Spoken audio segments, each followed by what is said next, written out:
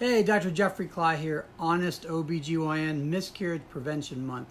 So as we go into the weekend, I wanted to talk about a story that has a good ending, a little bit of hope, and the importance of monitoring your baby as you move toward and closer to your due date. So the things that we've been talking about that cause miscarriages early in pregnancy can affect your baby at the end of pregnancy and cause problems.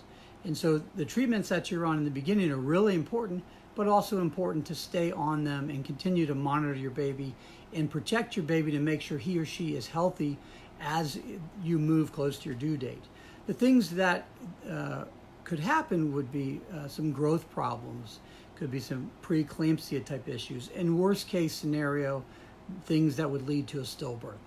And so what I want to briefly talk about today is how do you monitor your baby to make sure he or she is healthy? So briefly, kick counts. Start doing those at 30 weeks, and you should be able to sense your baby's movement every day for an hour, get 10 kicks in less than an hour or hour max, and that's going to tell your baby's doing okay. And so that's just the brief version. I've got things I'm working on and downloads that should be available late next week to talk about the testing. So I want to tell you about Maria. Maria had previous miscarriages.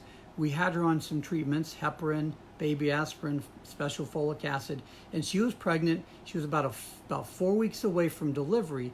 And so usually at 30 weeks, I start doing heartbeat testing on the babies every week to make sure that the babies are doing well on the inside, in addition to the kick counts. The testing was going fine.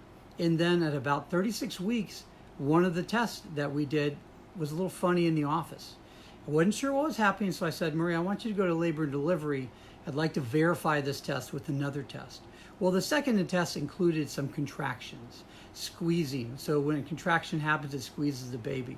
And sure enough, when we gave Maria some contractions, the baby told us that she was not liking it. So she was in a little bit of trouble. And so had Maria gone into normal labor at home and been contracting at home, we wouldn't have known that her baby wasn't tolerating it. And so what that allowed us to do was induce her labor, and her baby did great. And she delivered a beautiful baby girl, and her baby are at home and been at home for several months. And it was a good ending. And it's always wonderful when we can deliver a beautiful baby and mom and dad have that family. And so that's just a happy ending going into the weekend. The importance of monitoring your baby toward the end of delivery or pregnancy as well as in the beginning.